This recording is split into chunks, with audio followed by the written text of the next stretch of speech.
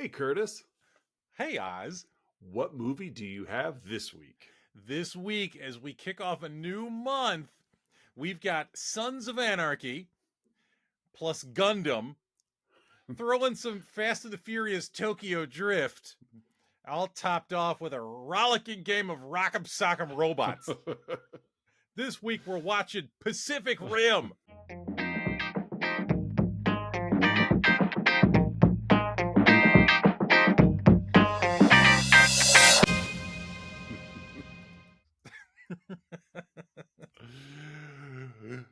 Your movie marriage stole my rating. Oh, yeah? Yeah. What- Rock'em Sock'em Robots was my rating. Nice. But I had a backup because Oh. I had a feeling I was going two directions. Uh-huh. If you picked both for your movie marriage, then I Mhm. would have been SOL. But I'm Okay. like, if he puts this in there, I'll take this. If he doesn't, I'll switch the other. So I'm okay. Mm. So Credit to Patreon subscriber Melissa L for my punchline. We were sitting over dinner. I originally had Tokyo Drift as my punchline. Okay. It's like, it's good, but I think we could do better. yeah, especially because they're in Hong Kong City. Uh-huh. So. Yeah. The last thing I'm going to do is cross those cultures. So welcome back, listeners and viewers, to another episode of Let's Talk About Flicks, the podcast where we take a monthly theme and we talk about movies to satisfy the team. Theme, not team. The team is Yeah, well. I've got Pacific Rim on my mind. Let's do this together. Together. Right. Yeah, it's so Captain Power or Captain Planet.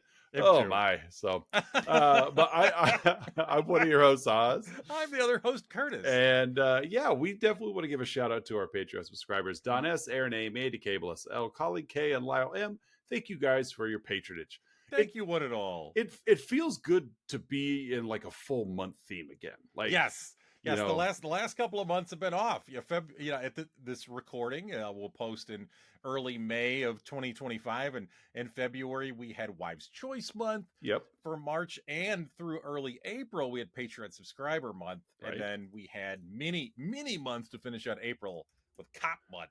Yeah, and it was fine, but it's like I like that clean calendar break where we go into a new month, which means a new theme, and so it is nice to get back to. Yeah. Yes, and Oz, my friend, what is our new theme? Our theme this month is kaiju movies. Yes. Yeah, we're talking. It's a month of larger than life creatures. Yes. On the silver screen, and Yes. and we're starting off with a just a perfect. I mean, I don't say a perfect movie, but not a perfect movie, but a perfectly fun movie. Yes, a perfect example of what a kaiju movie can be with a budget. And as we're talking about Guillermo del Toro's Pacific Rim. I had this movie marriage, I may have thrown in like Sky Captain and the World of Tomorrow. Okay, yeah. Just I saw Sky Captain in theaters. I did too. I was both I was both impressed and unimpressed at the same time. It was a weird combo. Like what I was watching was like, this is pretty amazing, but I really never want to watch it again. Well, it's a movie that like at the time seemed like this is going to be the next big thing in cinema. Yeah. And then 6 months later, Sky Captain and the Who's a What's It? Exactly. Next, I feel like Avatar kind of had the same vibe. Like I really enjoyed Avatar. I remember Jenny and I saw it in the theaters, but at the same time, like I never really have an inkling to go back to Avatar. It's basically Fern Gully. It is Fern Gully. Yeah, it's Fern Gully and the Smurfs, and it's if you're blue, it's Tobias Funke and I was telling you pre-show that I'd gone back and I started listening to old episodes. I started from episode 1 just to kind of see our growth. And one thing I was I will say surprised but a little impressed by is like a lot of our early episodes were running that like hour 20, hour 30 mark. Yeah. But the real amazing part is even after we introduced movie marriages in December of that year, that we were into cast at like 58 seconds into the show. Yeah. A minute into the show. Well, I think early on, we had like, everything was, I know I scripted things a lot more early on. Oh yeah. And about 2 months in, by episode 10 or so, like, yeah, whatever. Right. We're gonna go at the pace we want to go at, And that's perfectly fine. I love our evolution as we settled into our listenership, I suppose. So, but no, I was listening. I was like, boy, we were running with these things. Like, we'd still take an hour plus, but like, boy, we weren't wasting any time. But we also didn't have any Patreon subscribers. That's right. We didn't have people to sing the praises about. So I do remember one Patreon subscriber, Don S. One of the things I remember him telling me or us that he liked about our show was that we didn't waste any time. We just got right into it. So this is for you, Don S. Yes. Feedback well taken, Don. I see your zig and we will zag. And so you can't tell us what to do even if you're paying us. That's right. You're not my mom. A nominal monthly fee. Right. You're not my dad. All right, so let's get into the cast of Pacific Rim. Let's get into it. It's almost 6 minutes in. That's a good point. That's fine. I got the plot this week. So you do. Yeah, this is your who is in Pacific Rim? We've got Charlie Hunnam playing. Is it Raleigh? Raleigh. It depends because there's so much diversity in this cast. Yeah. That it depends on whose mouth it's coming out of. It's how it's pronounced. Yeah. But we got Riley Beckett. Raleigh. Yeah. He's your token white guy.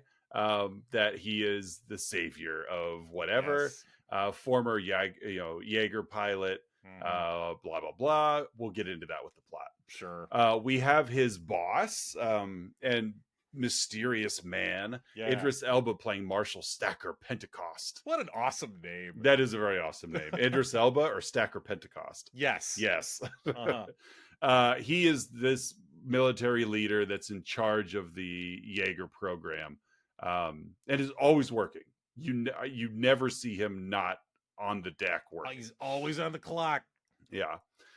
We also have Rinko Kikuchi as Mako Mori. I won't call her. It's not really a mysterious figure, but she's the bone of contention of said film. Yes, she plays in a very important role for both Raleigh and Marshal Pentecost and the world. We have Charlie Day. Yes, we do. As Charlie Day. As Dr. Newt Geisler. Newt.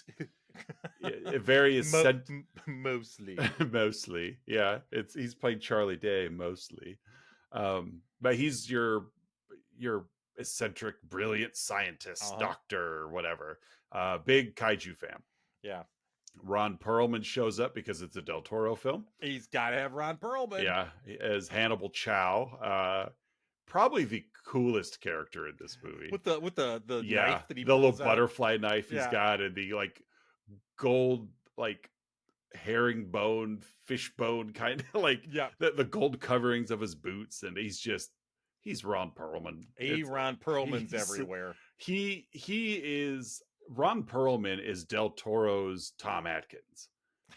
like Atkins. Yes, like if you have a Carpenter movie, you're probably going to find Tom Atkins in there. He's going to be there, and he's going to chew the scenery. Yep. And you're going to love him for it. And or chow the scenery. He's going to Hannibal Chow the scenery. He's going to Hannibal Chow it. Yeah, and so that's really what Ron Perlman is for Guillermo del Toro. And that really, we've got some extra people. There's some others. Yeah, but really, Clifton Collins plays. He's always fun. He plays Guy on.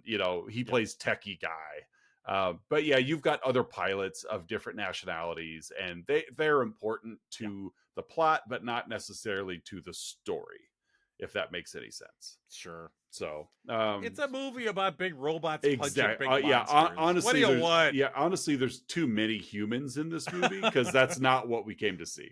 Well, again, pre-show, you said you watched it with your 10-year-old. I did. Yeah, I brought my 10-year-old son. I asked him yesterday if he wanted to watch it, and he's like, "Yeah, sure." Well, first, he's, "What's it about?" I go, "Robots fighting monsters."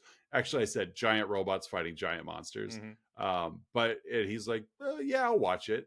I'll give it a whirl. So we watched half yesterday, half today, and he's like, "It was really good," but it was also fun watching my 10-year-old son go from referring to them as giant monsters and giant robots to Jaegers and kaiju. Nice. So he's expanded his vocabulary. Yeah. Hey, it's. I like to think of this as a teaching movie. So PBS, if you're looking for a sponsor. Well, and PBS could use the money these days. That's true. Based on some news that came out earlier today. Oh, yeah. Early May 2025. Yeah, so. Well, maybe we'll step in and be the new PBS. That's... Watch our show for vocabulary. We count 3, 2, 1s. We do count in here. We're friends. We can provide a tote bag. Yeah, and not being federally funded, we'll do as much DEI as we want. You're gonna get all the DEI, folks. Said come from this movie as we're talking about all kinds of diverse. Yeah. Although our research grants might get cut if we're not careful. It's all right. Wikipedia is free. All right. So what do we got? All right. As far as the plot of Pacific Rim, it's really just robots punching monsters. And right. Roll credits. It is a super fun movie. Yes. We get Oz. We get some of our favorite things in the beginning of this movie. Mm-hmm. We get on-screen text. Yes. Right at the beginning with voiceover. Yes. Yeah. It's first thing we see: kaiju, Japanese giant beast, and we hear it type on screen. Yes. Oh, I love it.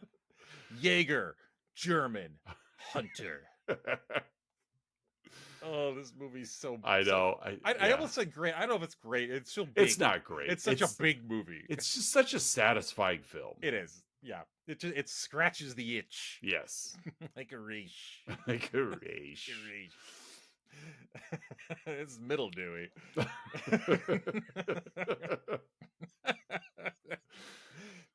All right. So after that, we get the on-screen text. As you mentioned, we get voiceover from Raleigh. From Raleigh. Riley. Really? Yeah, him too. Narrates that there's a fissure between two tectonic plates of the Pacific Ocean. It's called the Breach, and it's spewing alien life. He was 15 when the first kaiju made land in San Francisco. Yeah, because we start with, all this time we've been looking to the stars for our aliens, and they've been below us all along. Like, okay, what? Yeah. Fine, whatever. Like, sure. I'm not going to question the science when you're talking about where giant alien monsters came from. Yeah. Of course, we cut to the Golden Gate Bridge being destroyed because, it's a monster movie. Yeah. And the West Coast is involved, so we're going to see the Golden Gate Bridge get destroyed. Nobody sheds a tear if it's like he attacked Sacramento.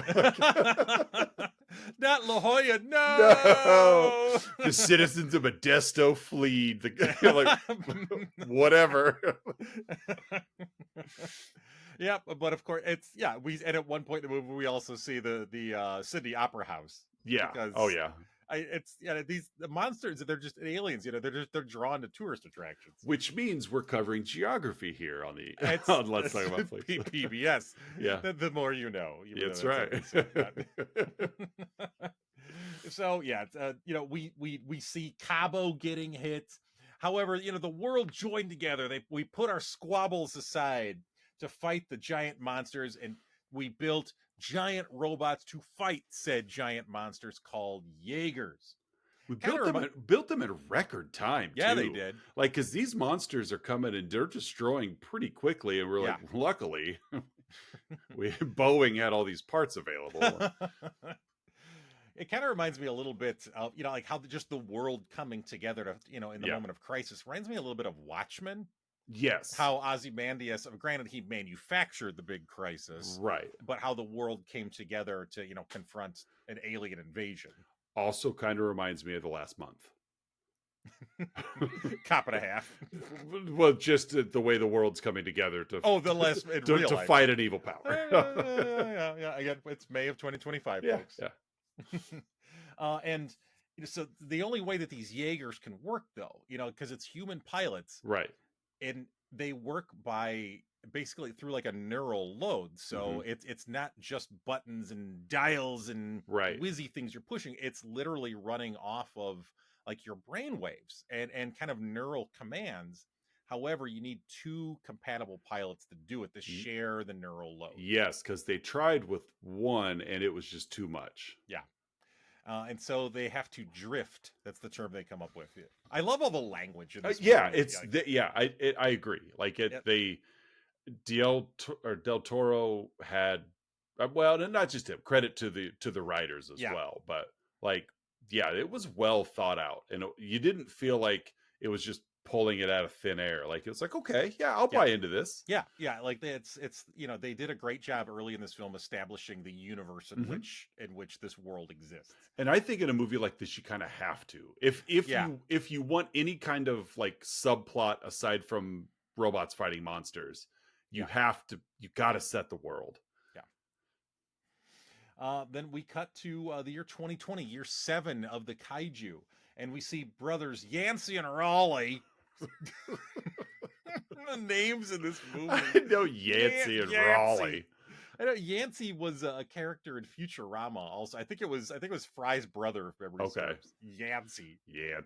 Yeah. So Yancey and Raleigh are called upon to pilot the giant Jaeger Gypsy Danger. The names are fun. I think they used Boggle to come up with the name. Probably. Yeah. So to pilot Gypsy Danger against a new kaiju that is surfaced near Anchorage, Alaska, called Knifehead. That's the name that's given. I also love how they choose to name these. Like, they're set out to destroy them as quickly as possible, but they take the time to give them a code name. Yes. They don't communicate with the kaiju, so they're literally just deciding what they're going to call it. Yeah. So Yancey and Raleigh, they get into Gypsy Danger, and they're dropped near Anchorage, Alaska, in the Pacific Ocean. Pentecost is on deck in headquarters. Again, Choi, who's he's like the guy in the chair. Yeah, played by the great Clifton Collins Jr. Rance, I just combined their names. Rancy, Yancey and Raleigh. Rancid. That's when they drift together. Yeah. That's they become one. That's their thoughts. Rancid. So they exchange a neural handshake and then drift together. And while doing so, they can see each other's memories and thoughts and feel the emotions. So it's pretty cool. I'm glad this movie is PG-13 probably. Yes, PG-13, yeah. So I'm glad that they kept the neural drifting memory sequences pretty fast moving and very clean, thankfully. Just because it's like, these are two brothers. So you would think they probably share a lot of the same type of memories, which would make their connection easy. But it's like, that's where my Victoria's Secret catalog right. You blamed me for all those things. But yeah, I'm glad that they stayed head above level. Yes, that movie could have really gone off the rails if they had gone too far into that. And I also like that, like, aside from these like Jaeger scenes, there was no drifting. There was no because what movie was it that we were watching? Time Cop. Where like the guy at the desk had the VR headset on and he was looking at inappropriate thing. It's like, and this, it's like, nope, we only drift when they're in the Jaeger. There is no like experimental, like, let's just do it for fun. Yeah.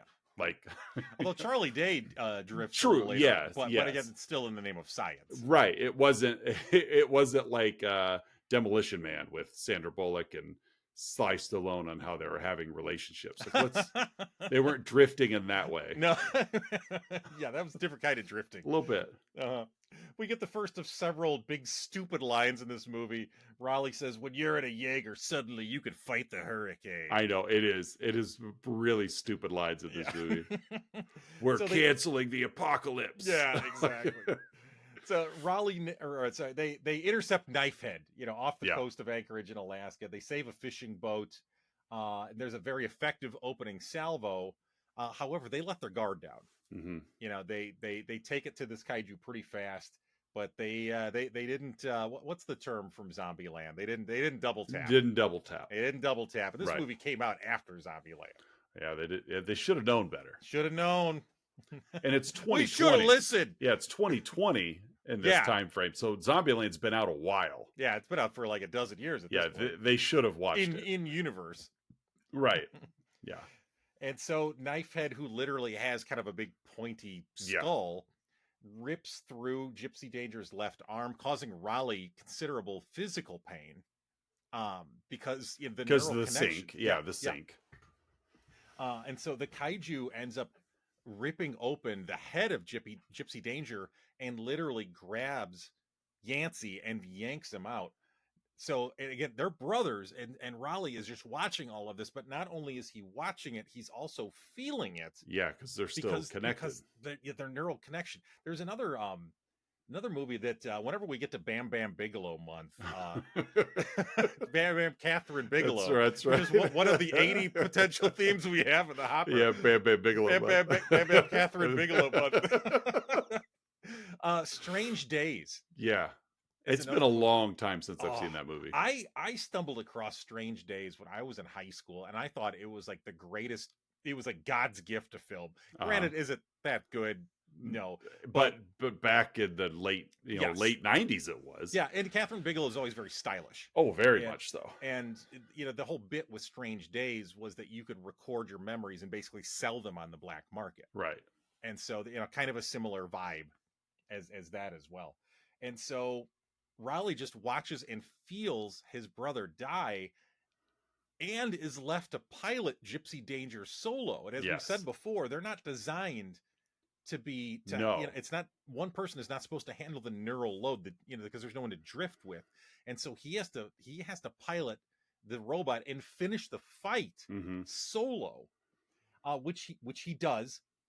He ends up firing the Gypsy Danger has like a huge plasma cannon in his hand, kind of Iron Man-esque in very some ways. Much so, and ends up killing Knifehead. But then you see the Jaeger just stumble to shore, and a disoriented, bloody Raleigh just kind of falls out onto the beach there. Yeah, I really enjoyed those types of scenes where you see the CGI interact in reality, to where like you've got this couple of guys are out on the beach with metal detectors looking for something, and it's like a grandpa and his grandson. Yeah, and it's just really cool because we found something, as one then like holds it up horizontally because he's picking up Gypsy Danger as he's I really like that interactivity of the giant CGI creatures on interacting with the human element. So we cut to 5 years later, and it's now closing day. Pentecost has been told by a world council that the category 4 kaiju, because Knifehead was a category 3, the category 4 kaiju are learning their tactics. And basically they're building an ocean wall around the Pacific Rim to replace the Jaegers, which are being defeated more frequently. And as the category 4s get bigger, stronger, and smarter. Pentecost wants one final assault on the breach. Like we've got enough funding left. We're going to make one final assault before they shut us down completely. But they've only got 4 Jaegers left out of a fleet that was 30 strong at one point. Yeah. And so they're all sent to the last Jaeger base, which is in Hong Kong. We cut back to Alaska again. 5 years later, we see Raleigh. He's now a civilian. He's just working on a wall. He's a welder, just working on the wall. And he and several others see a TV report showing a new category 4 kaiju just tearing through the wall that's being built in Sydney. Yeah, in less than an hour. Yeah, it was through. Yeah, and which is pretty disheartening, of course, for these folks building the wall there in Alaska. However, the decommissioned Australia Jaeger named Striker Eureka, piloted by father-son Herca Chuck Hansen, just happened to still be there. Yeah. And so they get back in and using Striker Eureka, they defeat this category 4 kaiju in Sydney. You rolled your eyes for those of us who are listening. Yeah, it's like all of these names are like Mad Libs for anything. It's fun. Like, don't get me wrong, but it's just, they're just goofy, which is okay, but it's goofy. Yeah. So we're back in Hong Kong, and we're at the Shatter Dome, which is the name of the big like shipyard, basically, that where they're building and repairing the Jaegers. I got a question for you. Yes, please. All right. Extending to this world as well as our own timeline, like, is how do things get named?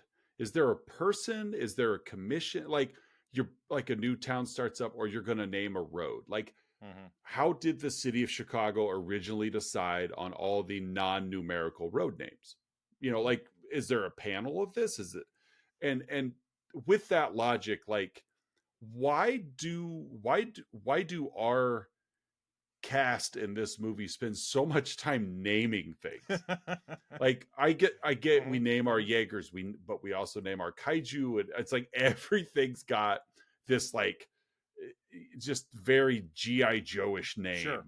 Well, and I worry that by naming the kaiju, they're going to get attached to them. Exactly. That's That's why what I was worried about. That's why you grow up on a farm. You don't name the livestock. No. You don't want to. You don't have to take old Bessie in for Yep. pasture and put her down. Yeah, before you know it, you're bringing a kaiju home because you just couldn't part with it. Yeah, I've got an emotional connection. Luckily, the kaiju were always ugly. So imagine if there was one with just giant Disney googly eyes or something. Like you're like, aw, has pigtails. Oh, exactly. Aw. I don't know why or how they name them. Answering your question, it's just it's fine. Like, again, you take it for what it is in this movie, which is, again, Boggle. It could be like that South Park episode where they cut the head off the chicken and it just stumbles around and whatever words it lands on. I like to think that there's somebody, because there are literally hundreds of people that work in these kaiju factories, or not kaiju, Jaeger factories, hundreds of them. I'd like to think that there is somebody in a suit that is like, category 4 kaiju, what shall we call it? Yeah. Because I think I read somewhere that there's like a panel of like 4 women that in the nation that are responsible for naming like the vast majority of drugs on the market.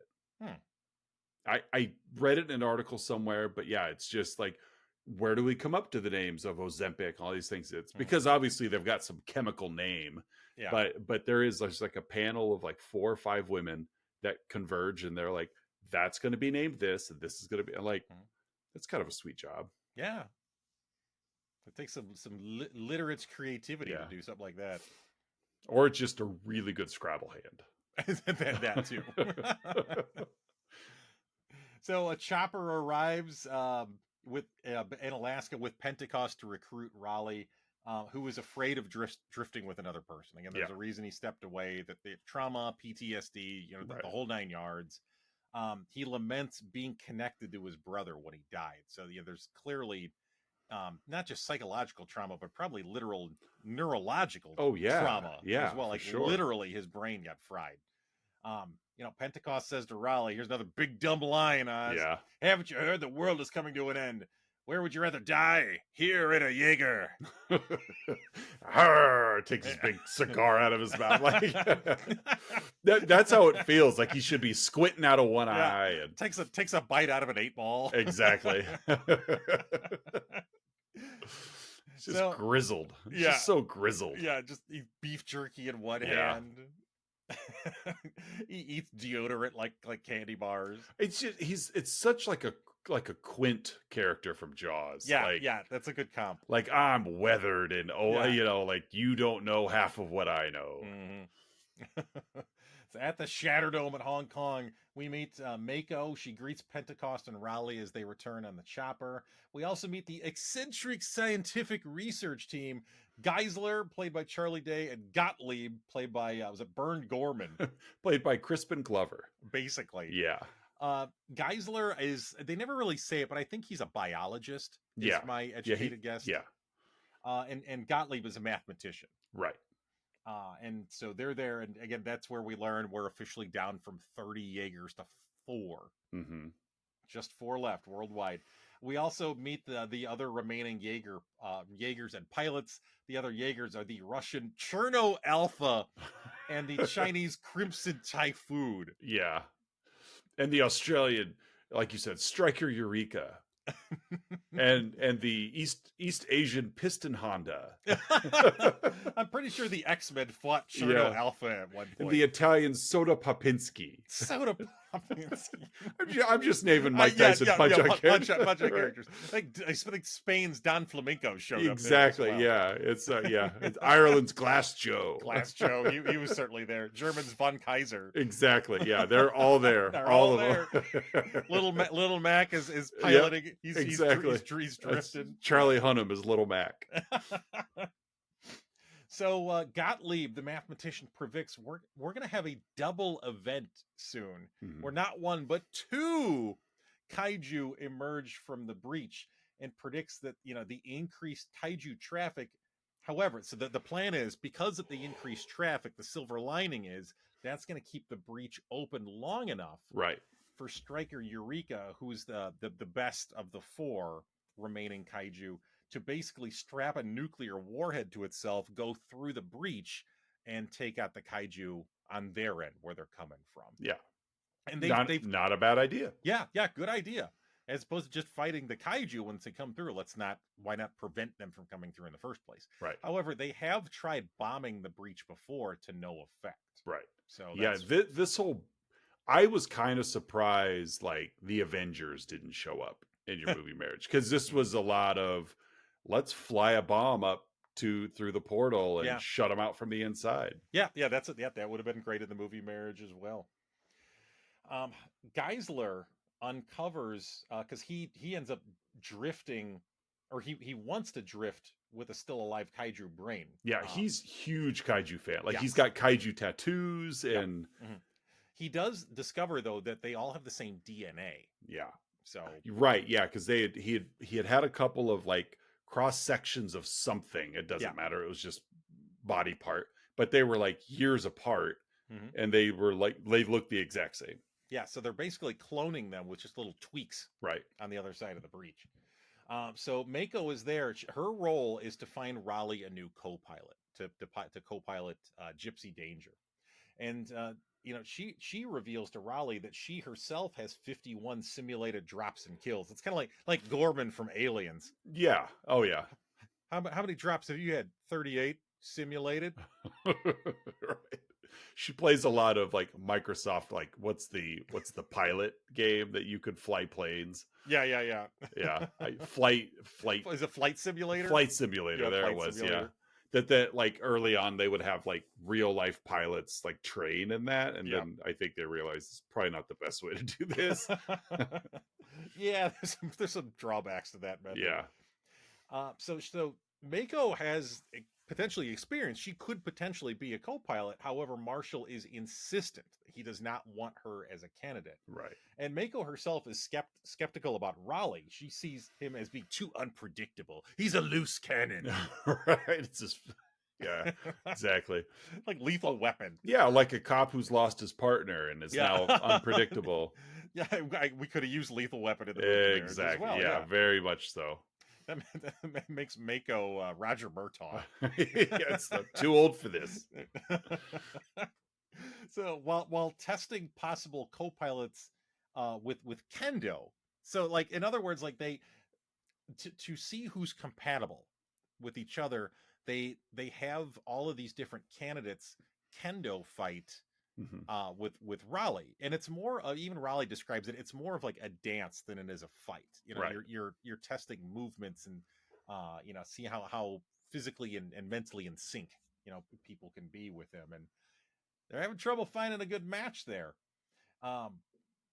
It doesn't make sense. Like, the whole Kendo fight, like, they explain it out, but you don't overthink, because you're like, this doesn't make sense. Like, the person you would think you would want would be the one that neither one of them can get a blow on the other. Yeah. Because they're always matching each other's move. Yeah.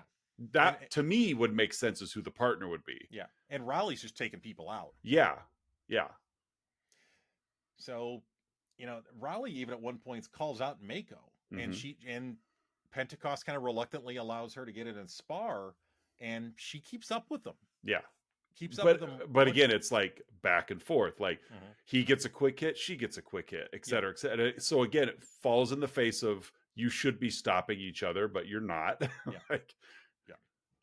And despite the fact that Raleigh says, I want her to be my co-pilot, right, Pentecost refuses. And Mako even wants to as well, but Pentecost just, no, this is not happening. We do see Pentecost's nose bleed at one point, as there's a TV reports. It says there's civil unrest over the Jaeger program's cancellation. So even the public, wants its big goofy robots to keep going. Pentecost eventually relents, allows Mako to co-pilot. They step into gypsy danger together. They drift together, so they have the neural handshake. However, Mako, as Raleigh puts it, chases the rabbit. Yes. This movie's super literate, with an Alice in Wonderland reference there. Or The Matrix, one of the two. Yeah. But yes, it's chasing the rabbit. And so basically she ends up hyper focusing on the memories of her parents' death. So in other words, like, she at first struggles with the drift, with the neural handshake, and finds herself basically stuck in a loop of her own memory. Right. Which obviously is a big no-no when you've stopped reality to pay attention to a memory while a gigantic alien monster is attacking you. Yes. I need you here. Yeah, exactly. And so basically they're still in the hangar. Yeah, right. But it's like, in a battle, this would obviously be a big disadvantage. Which is why they're testing it right now. And, she gets so stuck in this memory that she starts acting out the memory, which lights up the weapon systems in Gypsy Danger there. While controlling a Jaeger. Eventually, Raleigh's able to talk her down, and they literally pull the plug from the Jaeger as well. But, she almost plasma cannon the whole Shatterdome. Yeah, that would have been bad. Yeah. So later, Pentecost grounds Mako. Raleigh calls him out. And Raleigh is figured out because they drifted together. They shared memories. And so he calls him out. You adopted her. That memory that I saw was immediately after her parents died. And because as the memory had continued, the kaiju that was basically chasing her, through the streets as a young girl was piloted by Pentecost himself. Yeah, the Jaeger that stopped that. Pentecost piloted the Jaeger that stopped the kaiju that was chasing young Mako. So he adopted her after her parents died. One thing I really enjoy about this movie is the Jaegers are always attacking with the sun behind them. Yes, it's so always that there. So that you've got the rim shot, the Pacific rim shot, as the victorious pilot steps out of the Jaeger and he's backlit. It's like, doesn't matter where the battle's taking place. Nope. The Jaeger has always got the sun behind him. Yeah, which is good. Sunrise too. Yeah, which is good because you want to blind the kaiju with the rising sun. So, I guess they're in Japan, which is the land of the rising sun. So I guess it's no matter where you're standing, sun's up, sun's rising. It's a very literal term. Yeah, sorry, I should have thought through. This is PBS after all. It is PBS. Sorry, kids. Tote bags in the mail. Right, yeah. So Geisler, again, Charlie Day's character, ends up drifting. He scienced up a device that allows him to drift directly with the kaiju's brain. So like they had a brain in a tube, kind of like aliens. In a way. Yeah. He basically Tony Starked it in a cave with a box of scraps. With a box of scraps, poking the kaiju in the chest. Yeah. I mean, that's what he's like. I'm gonna drift. No one's here watching, and he just pulls out like junk drawer robotic stuff. Yeah. And it's fun though. Super glues it together. Exactly. MacGyver's it, paper clips and rubber bands. For sure. And so he literally drifts with the kaiju brain, and because they're sharing memories and sharing emotions and thoughts, he learns that they're acting under orders. Something on the other side of the breach is giving these kaiju orders to go and attack and explore. They were here before as dinosaurs, and they go from world to world colonizing. And he also learns that there is a huge second wave coming. This is just the beginning. This is like the scouts going out. Yeah. This is nothing compared to what's happening on the other side of the breach. So they find him doing this. Well, he also shares that he believes they all operate with a hive mind. Yes. So if you're familiar, like they're all sharing a stream of consciousness. That it's not individual kaiju. Correct. It's basically just the next manifestation of this thought process. Yeah. Also like the Chitauri from the first Right. Avengers movie. Exactly. Yeah. Mm-hmm. So Pentecost wants Geisler to do it again to get more information, but they fried that kaiju brain, and so they have to get another one. Somehow not his, though. Yeah. Not the little guy. But it's Charlie Day. Yeah, it's true. There's a lot going on upstairs. And so Pentecost is aware of a black market kaiju organ dealer named Hannibal Chow. Yeah. Played by, again, the one and only Rod Perlman. I originally had, up to this point in my was with, like, how do they fund all of this still, like, knowing it's getting shut down? And then this scene come about, and this is where Pentecost answers that question of, look, Hannibal Chow sells all these kaiju parts on the black market. We basically, when we take one out, we let him in and he funds us. Yeah. And like, in exchange for the parts, he gives us a cut and we can keep going. Yeah. So basically Pentecost gives Geisler like the main info on how to track down Hannibal Chow. And so we see Geisler doing that, and he comes across Geisler's like kind of lab / shop. Yeah, it's very like Gremlins. Yeah, so the opening of Gremlins. Yeah, just little tchotchkes and So he comes across Chow's shop, and he's like a kid at a baseball card store. Oh, very much. He's like, oh, mint condition cuticle. Oh my god. Oh man. So Geisler tells Chow that I drifted with a kaiju and I need another brain. And Chow is like, what did you do? Because he had already figured out that they're a hive. Yeah. And he's like, that if you saw their memories, they saw yours as well.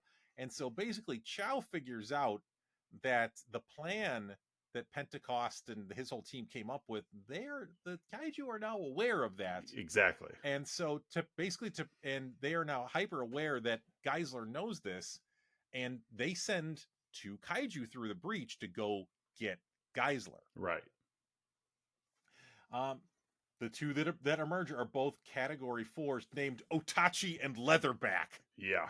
I think they fight the Ninja Turtles at one point. At one point, yeah. Bebop and Rocksteady are the next 2 kaiju coming. Yeah, and Leatherback. Yeah. And so they emerge and they beeline straight towards Hong Kong, straight towards Geisler, because if Geisler gets back to Pentecost, then again he'll share more info and could potentially wreck the kaiju's plan. And so these 2 emerge, and Cherno Alpha and Crimson Typhoon are both activated and sent out into the bay to take these 2 out, with Stryker Eureka there as backup, because they don't want him to engage, even though it's the superior machine, right? Because of the bigger plan. Yeah, we need to keep you because you're going to be the one dropping the bomb. Correct. In the breakage or whatever it's called. So there's a big battle out in the bay. Outside of Hong Kong, Cherno Alpha and Crimson Typhoon are quickly taken out. Yeah, it didn't take long. No. And these kaiju are demonstrating they're evolving. Like, they're spitting acid now. Mm-hmm. Like, there's not only are they Category 4, and not only are there 2 of them at the same time, but they also have new weapons.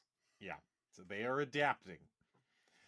So they take out Cherno Alpha and Crimson Typhoon, and Stryker Eureka is rendered immobile because one of them somehow has a biological EMP in it, which just shuts down Stryker Eureka, as well as the whole power in the entire city of Hong Kong as well.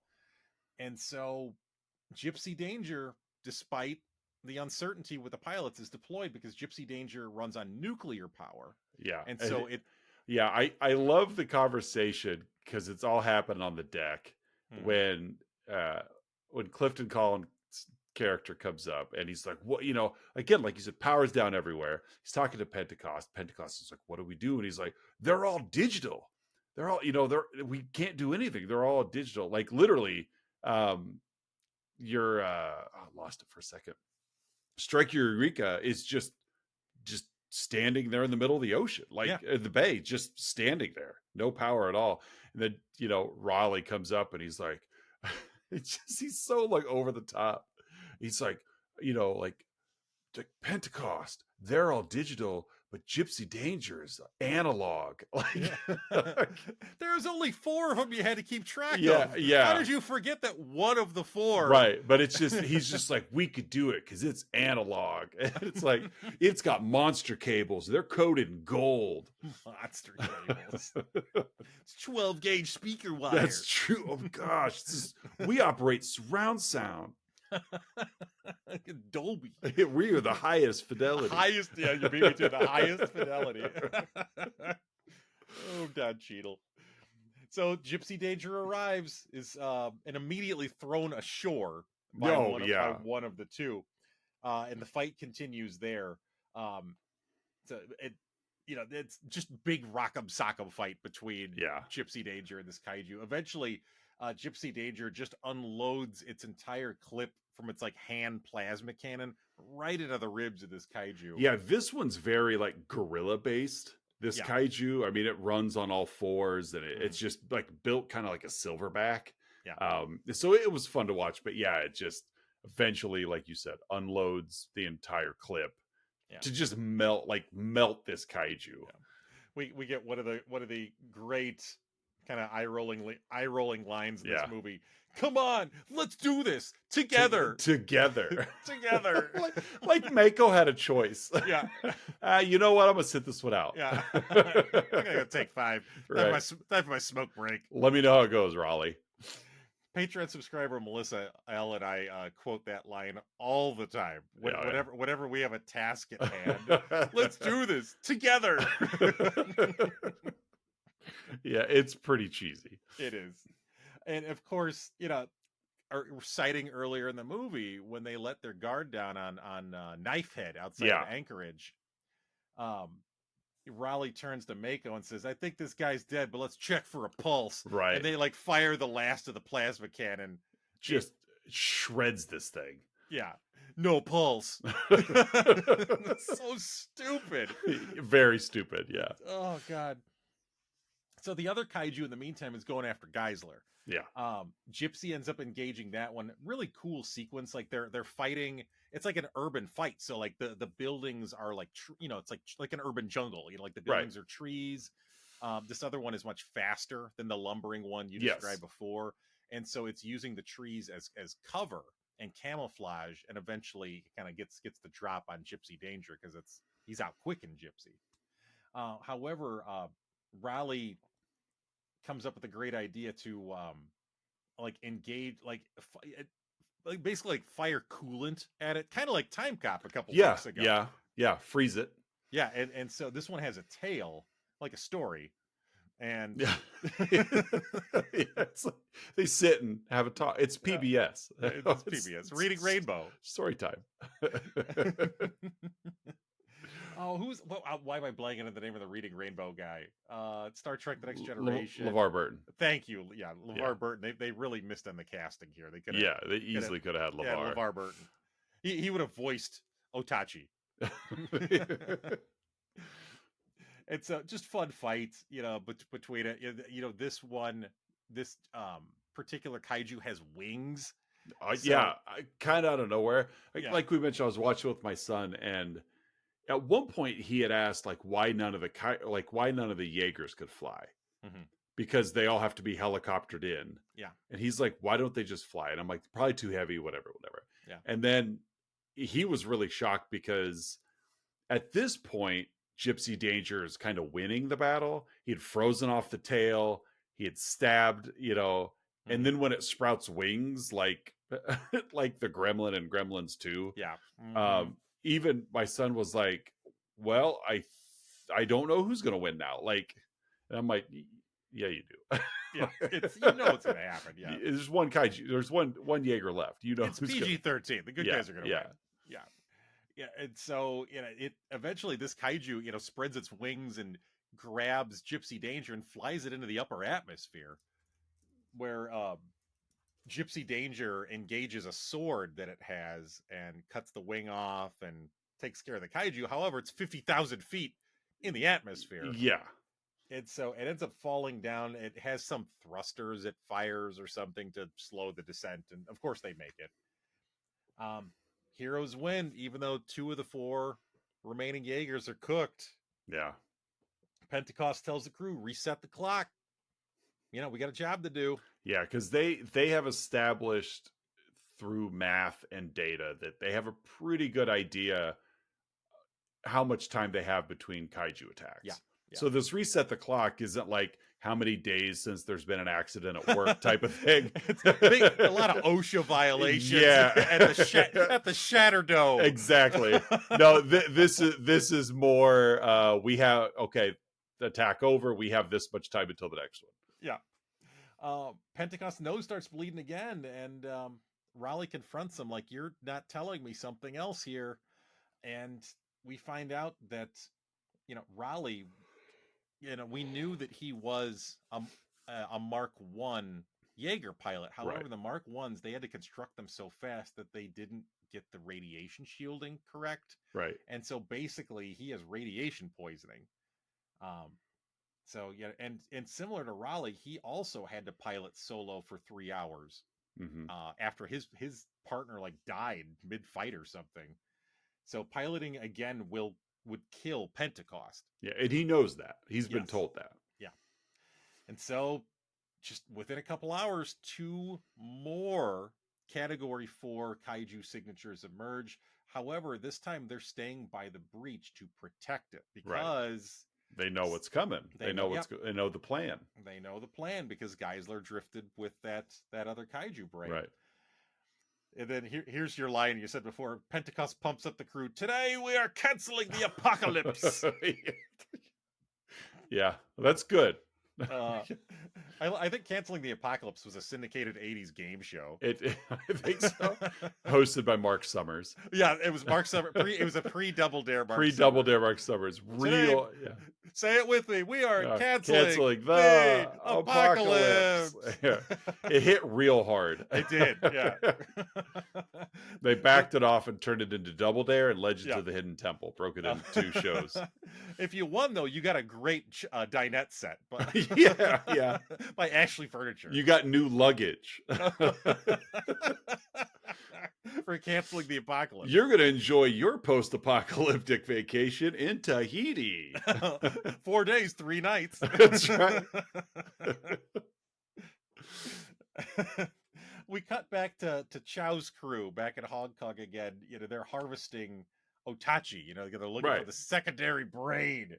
However, as they're doing so, Geisler realizes that Otachi was pregnant. Aw, yeah. There's a baby. There was a baby in there. Oh, Category 1. Oh, Category. Oh.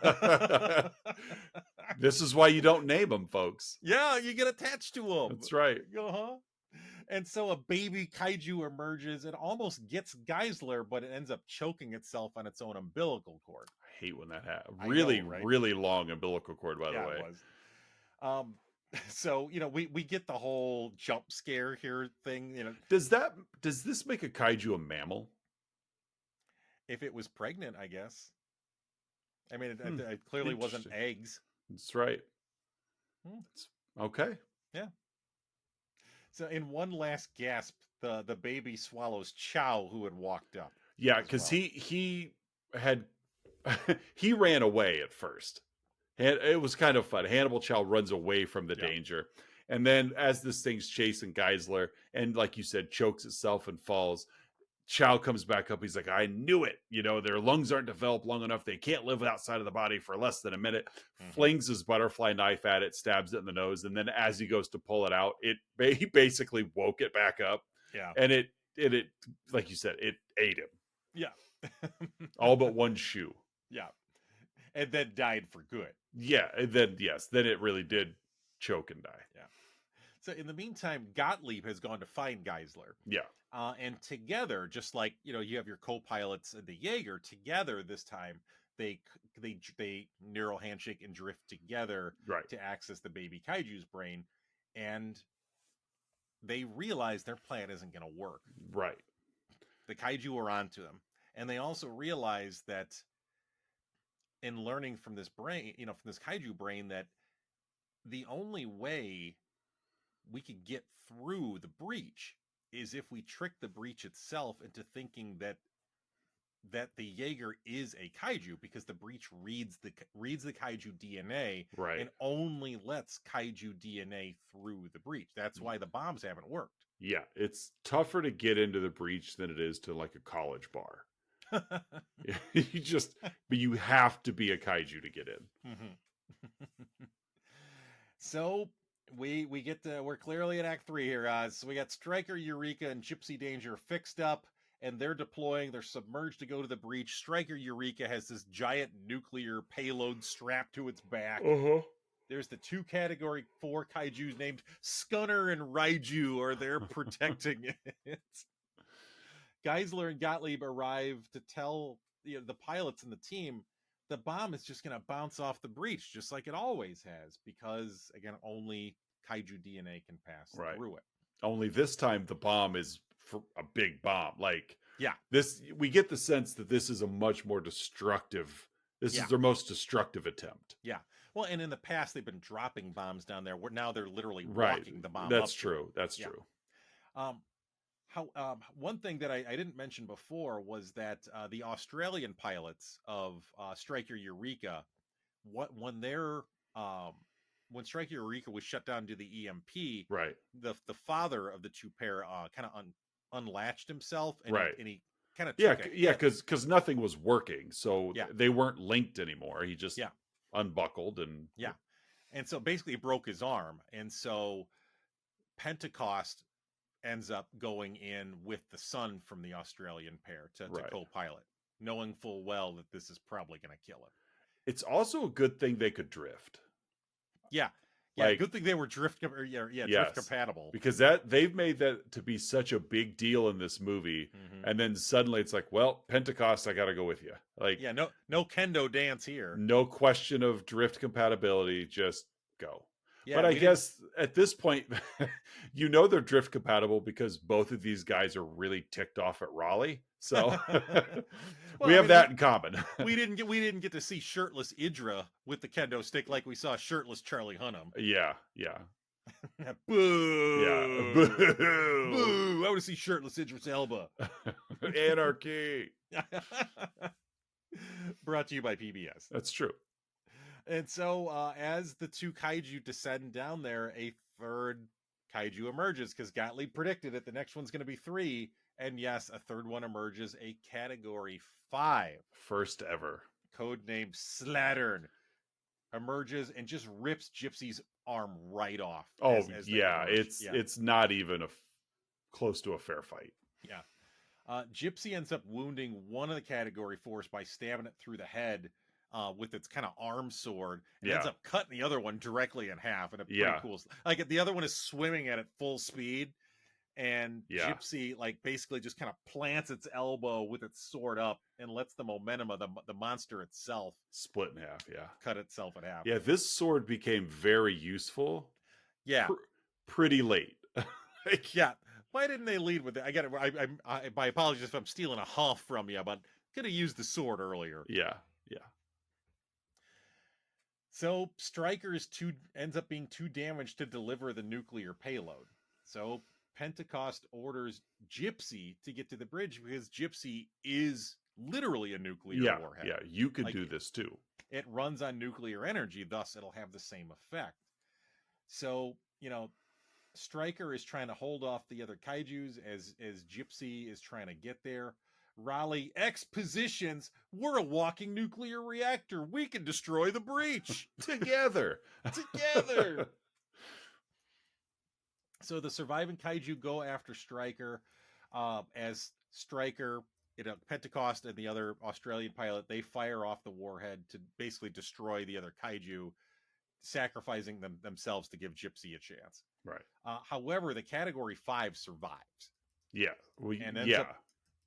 And ends up attacking Gypsy near the breach, but Gypsy fires its jets and basically kind of rides this Category 5 kaiju through the breach. Yeah. So they end up in the kaiju's world, and it kind of reminds me a little bit about like the bits from hell we saw in Spawn. Yes, very much so. Only better CGI. Yeah, a little bit of like the aliens from Independence Day. Yep. As well. Yep.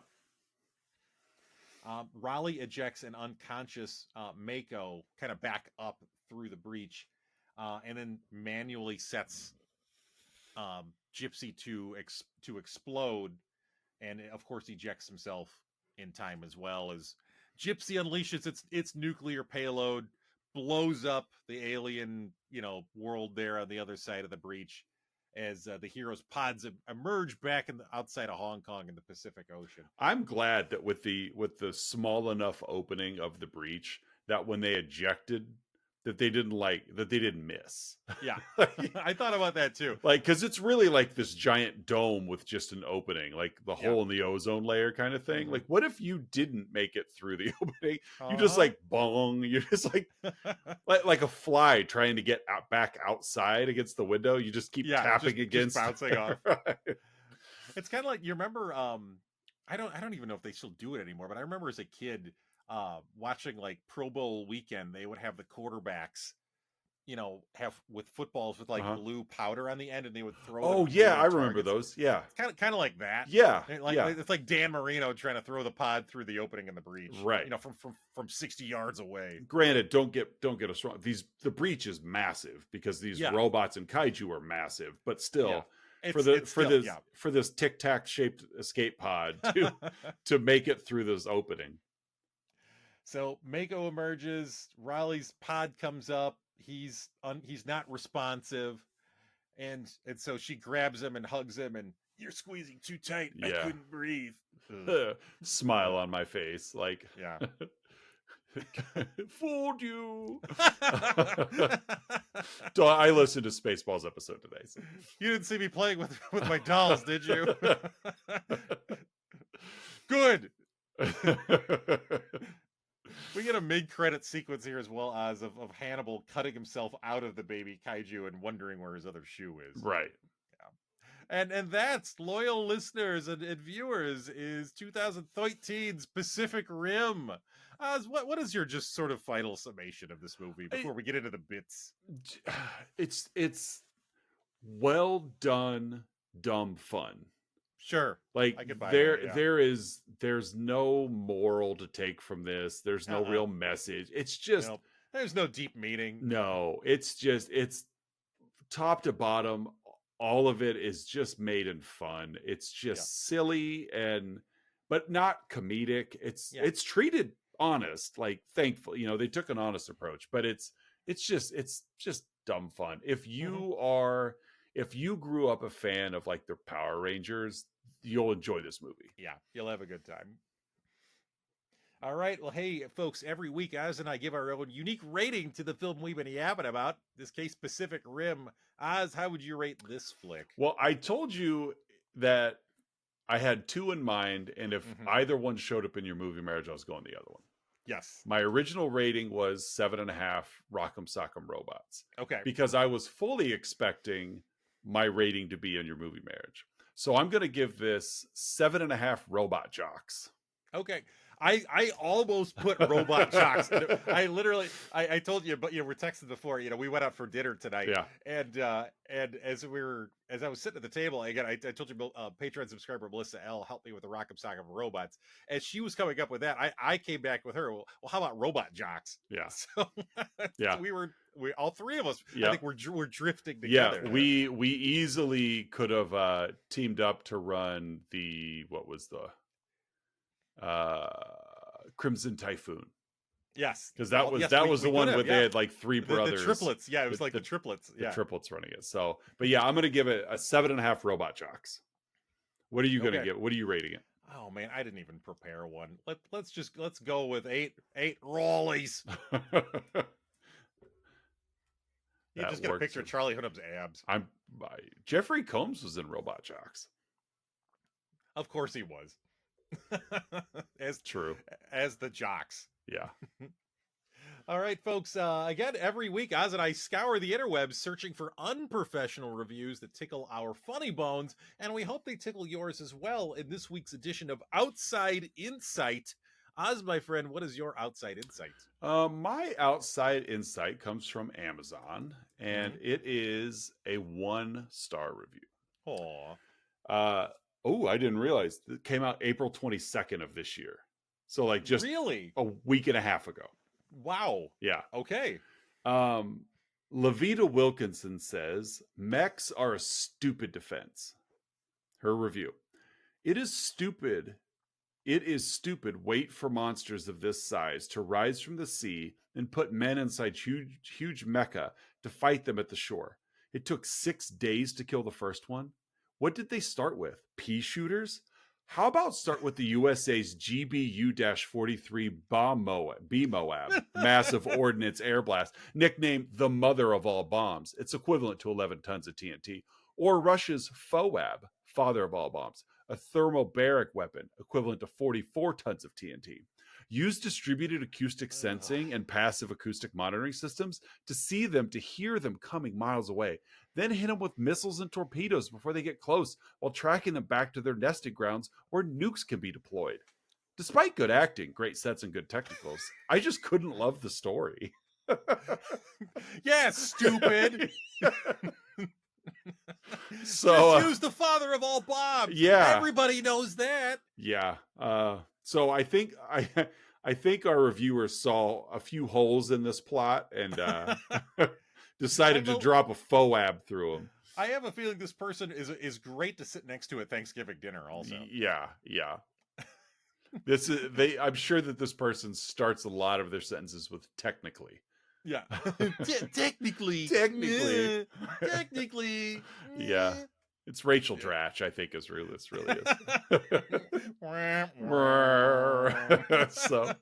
So that was my outside insight. It was a very, very militaristic view on how that is one way to put it. On how this person could have done a better job. Mm-hmm. So what's your outside insight? I got a feeling that's Pete Hegseth's his burner account. Yeah. Well, you know what I would have done? We use the father of all bombs. Yeah, that's what I would do. Use the tactical something or other. Somebody say Jaeger? 2, please.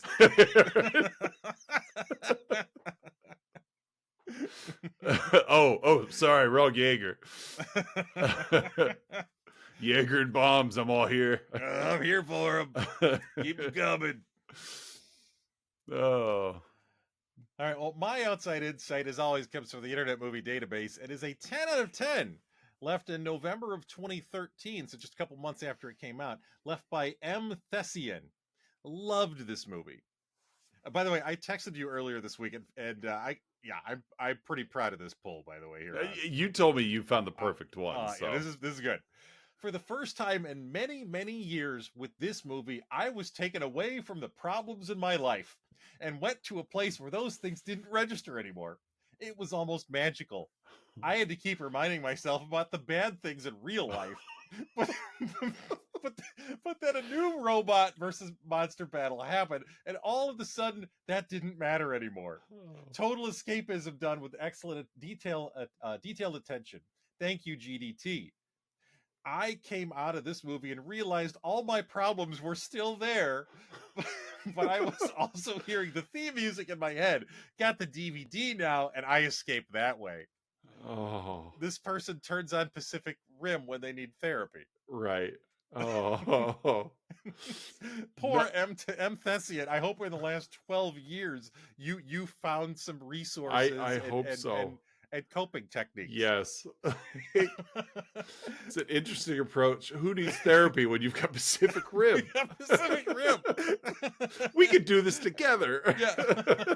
I think the DVD comes with a month's supply of Paxil. It's true. Yeah. For the first time in many years, I was taken away from the problems of my life. Thank you. Thank you, Guillermo del Toro. Yeah. Although, just like this movie, my life's always raining, too. Oh, my. Well, I do. I hope that this person has found solace in its sequel or Robot Jocks. Or Robot Jocks, yes.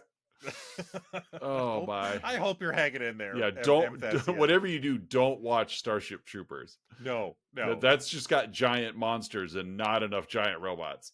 Correct. Oh my. Yeah, Hey, folks, that is a good one. Yes, I was very proud of that one. Before All right, folks. before Yes, before we yes, get to go ahead. 3-2-1s, Yeah. there is there is a movie that also came out in 2013 called Atlantic Rim. Okay. Okay. I know this because they covered Atlantic Rim on the Netflix revival of MST3K. Okay. Atlantic Rim is the same premise of Pacific Rim.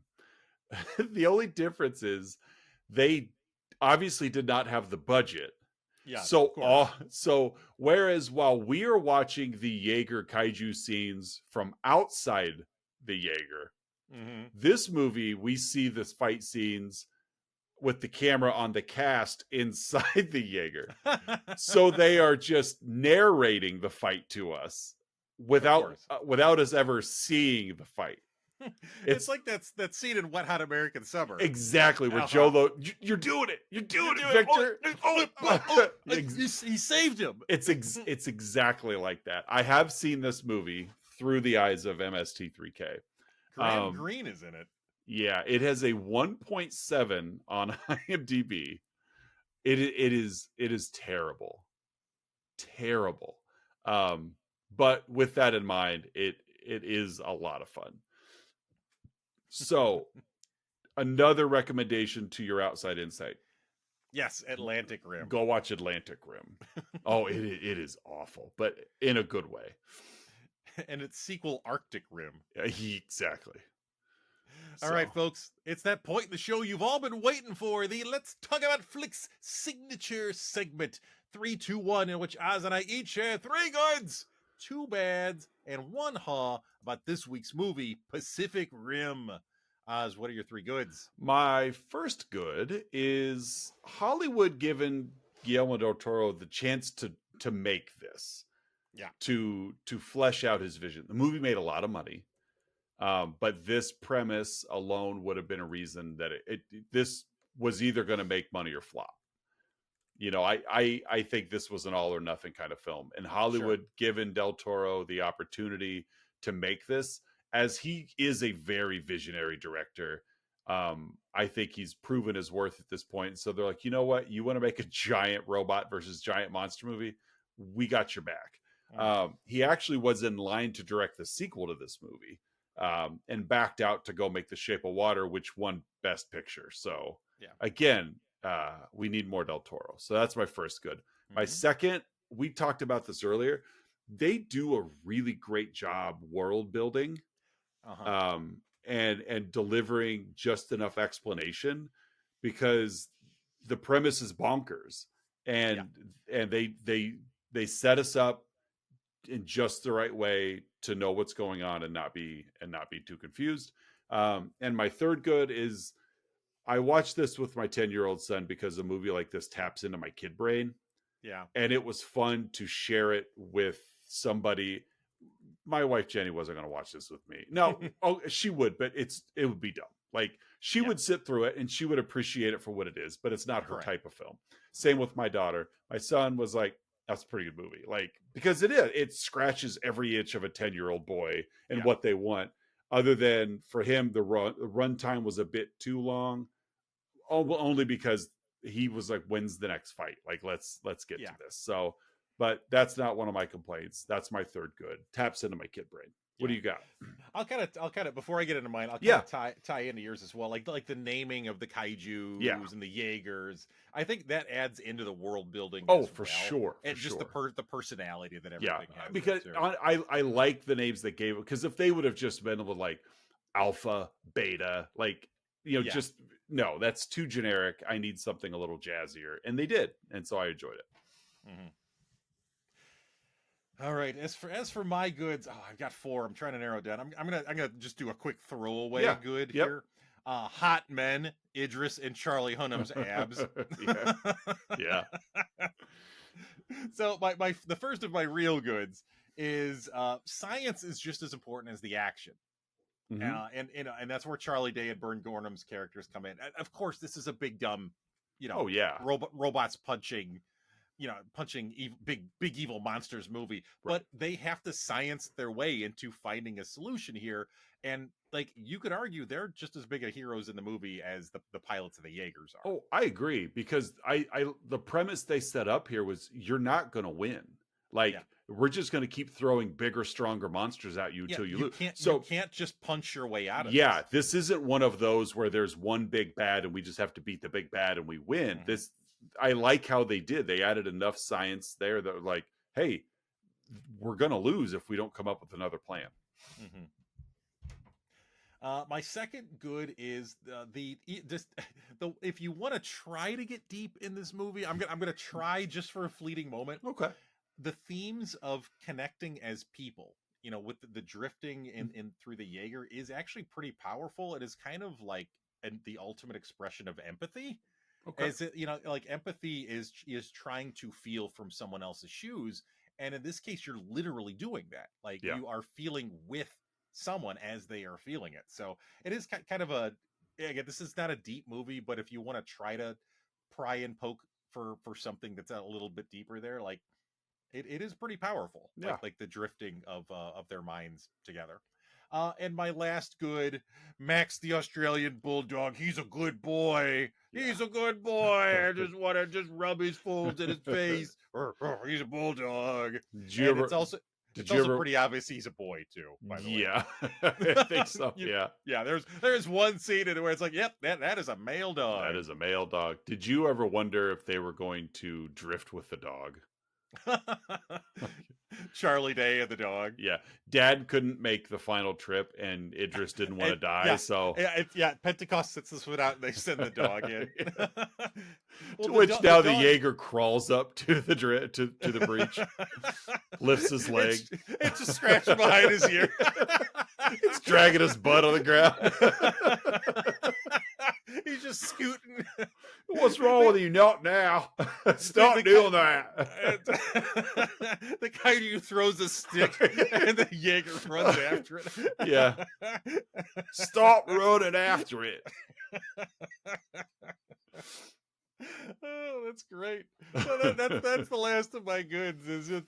Max is a good boy. Yeah. So, Oz, what are your two bads? Oh, as always, nitpicky. Like, this isn't a movie you go searching for bads in. Like, unlike my Outside Insight reviewer that is like, it's not even plausible. You took the wrong approach.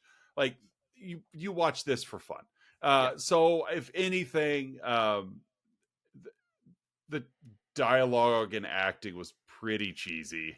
Yeah. It didn't take me out of it, because it's a cheesy premise and a cheesy movie, and it's fun, and so it was fine, whatever. But yeah, like, I'm not a big Charlie Hunnam fan. I don't see him in a lot of things, but it's pretty much this. I didn't watch Sons of Anarchy, and it's just he's just okay. Like, he's not ruining anything he's in, but I'm not like, I need to see more of that guy. He really wowed me with his performance. So Agreed. that's my first bad. And my second one, this comes more from my son, is the pacing imbalance. Sure. We start off with a lot of action and fighting, which really ramps it up. Obviously, you're not going to be able to keep that level of momentum for the entire film, especially a 2-hour plus runtime.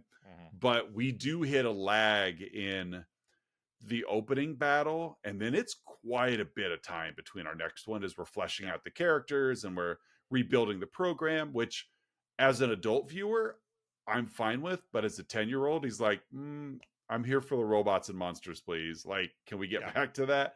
And so that's my second bad. It's just the pacing was a little bit imbalanced. I understand why, for story's sake, but again, you're dangling this carrot of, you want to see a giant robot fight a giant monster? Like, it's like, tune in for story time with Mako and Pentecost. Like, and so that's all we did. And even when we got Raleigh and Mako drifting for the first time in a Jaeger, there's no kaiju to fight. Yeah. But then when she chases the rabbit in her memories, we get a kaiju with no Jaeger to fight. So it's like, we get one of each, but there's no battle at that point. But it is what it is. Like, it's, again, nitpicky. So those are my two bads. What do you got? The first of mine, I'm also going to co-credit to Patreon subscriber Melissa L for this one. Uh-huh. Just some of the tough guy language is pretty lame. And this is really close to one of your bads, but, whatever. I'll just say it as well. Like, as much as we joke, let's do this together. It's, like, it's pretty hokey. Yeah, and even just, like, the tough guy stuff. Yeah. As we were driving to dinner, we were following a truck today that had a license plate holder that said, God, what was it? Like, I'm a lion, not a lamb. Or no, it was like lions, like something like lions don't trouble themselves with. Yeah, it's done. It was like, I'm a lion, not a sheep. I think is what it was. Right. Yeah, just that whole like, and so we actually had a moment. We had a talk, like, because our daughter was in the back and saw it, and she's like, "What does that mean?" It's like, well, some people feel the need to publicly express their toughness because it validates their feelings, it validates it confronts their insecurities, and they tell themselves these narratives that I have to be tough because if I'm not tough, then I'm a victim. I'm not a sheep. I'm just going to buy this license plate frame like all the other tough guys out there. Exactly. But I'm not a sheep. Yeah. So just tough guy stuff in general irritates me. I agree. Yeah.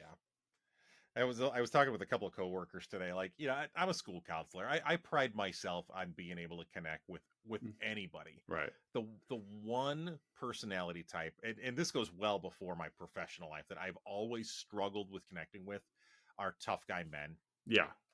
Like there's something about, and you've mentioned it on the show several times before. Entitled males, that's the one personality type I've always had trouble with. Right. Fair. So my second bad is the manufactured conflict between Raleigh and Chuck Hansen, the younger of the two Australians. Yeah. I thought again, and that kind of goes into your pacing there as well. It's like, well, we need a conflict between a couple of the humans. Yeah. To sow doubt and sow discord. So younger Australian, you and Raleigh are gonna have beef. Why? I don't know. It felt forced. It was very manufactured. Right. Very much so. Yeah. And that killed some of those, some of the pacing. It's like they were going for a Maverick Iceman kind of thing, but it wasn't necessary. No, like Top Gun, it made sense. Yeah. It doesn't make sense. You guys are all on the same team. You're not fighting you each have your own robot. It's fine.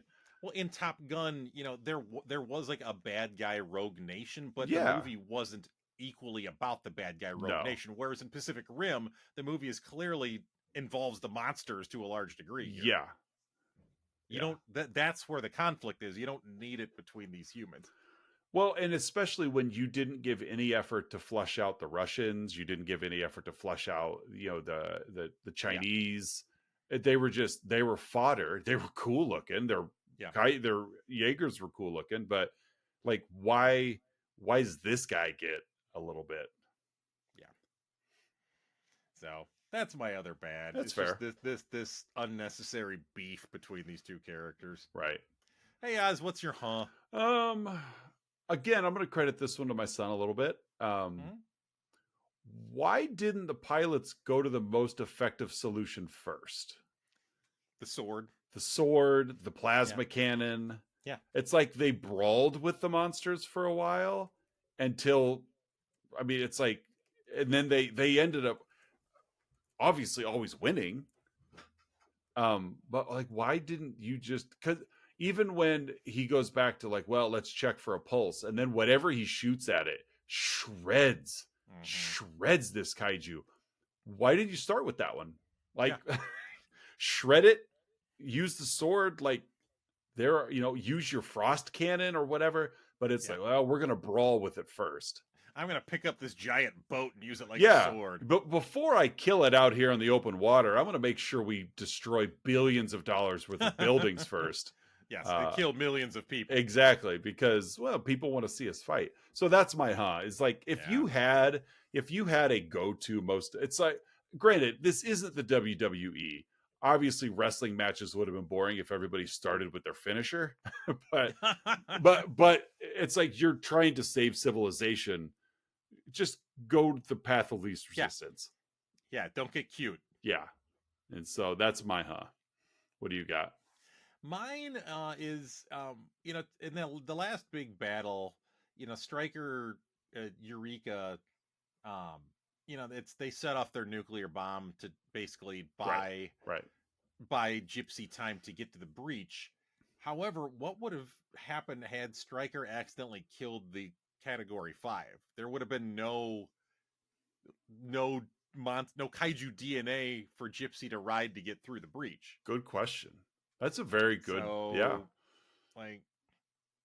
that's a good maybe Gypsy just hangs out under the sea until the next one comes up or something. but yeah, that's a good I enjoyed that when that detonation went off and then we just see fish flopping around. Like, you blew all the water out of the ocean. The bottom of the ocean. Yeah. You imagine what that would look like from land to just see this giant water swell. Yeah. Because again, you blew the water up and out to where there's dry. Like you're like Moses parting the sea kind of thing going on down here. It was like, it was kind of a cool effect, and then it comes all washing back in. But yeah, so that's my good That was very good All right, hey, that wraps 2013's Pacific Rim. Oz, fun movie, fun conversation, very much. Let's do another one. Let's do another kaiju movie. Let's do it. Yeah, these kaiju movies could be fun to do. Let's do another. Well, Pacific Rim, I'm going to say, is the first kaiju movie I've watched with my son. Okay. And he enjoyed it. Next week, we're going to watch the first kaiju movie and first movie I ever saw with my wife. This was our first date. And what a first date movie. Yeah. We are going to watch Cloverfield. A movie that I don't think I knew what it was about as a film fan. I don't know if she really knew what the movie was about. They did a really good job in the marketing of this film to kind of keep the monster out of view. So you really didn't know what you were going to see. Yeah.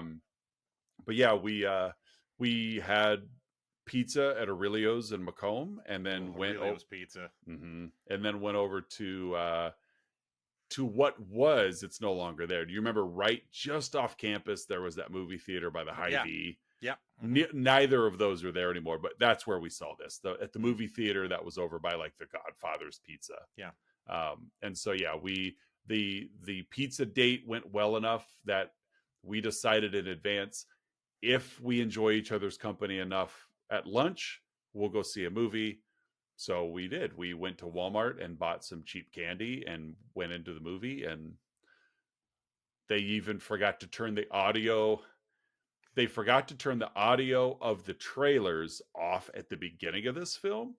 So you got people in there and the movie starts and we're still hearing the trailer music from whatever movie played, what's at the trailer. So I went out to the lobby and I'm like, could you guys, so they restarted the movie and rest is history. So, but yeah, we're going to watch 2008's Matt Reeves Cloverfield. Really, I won't say groundbreaking is not the right word, but unique, especially at the time. It was unique. Yeah, I think that's a good word. Unique. You got J.J. Abrams. They did some really cool marketing. You've got the found footage, but not in your like ghost in the woods kind of way. Paranormal activity. Yeah. So it's movie made a ton of money at the box office. Has a couple of sequels that tie in but don't tie in. It's a fun watch. So yeah, Cloverfield for next week. Social media, Facebook and Instagram, YouTube Shorts. There is a Patreon link down below if you'd like to join. We'd appreciate you in the Army, but free to watch us without. So or you could donate your money to PBS. Or that's actually a better way to spend your money. Donate your money to PBS. Write the check directly to PBS. Yeah. And then it'll get where it needs to go. You have anything to share before we sign off? No, the good week. I Yeah. enjoy talking about Pacific Rim, and Yeah, it's I'm fun. excited about Cloverfield. Yeah, I am too. It's been a while since I've seen it. So, my Jenny, she's like, I'll watch that one with you. So, Oh, relive yeah, that first I date. know, relive that first date. So we'll probably sit next to each other, and not hold hands, and not talk. So that's cool. and eat Walmart candy. And eat Walmart candy. So, for another episode of Let's Talk About Flicks, I'm Oz. I'm Curtis. We'll see you guys next week with Cloverfield.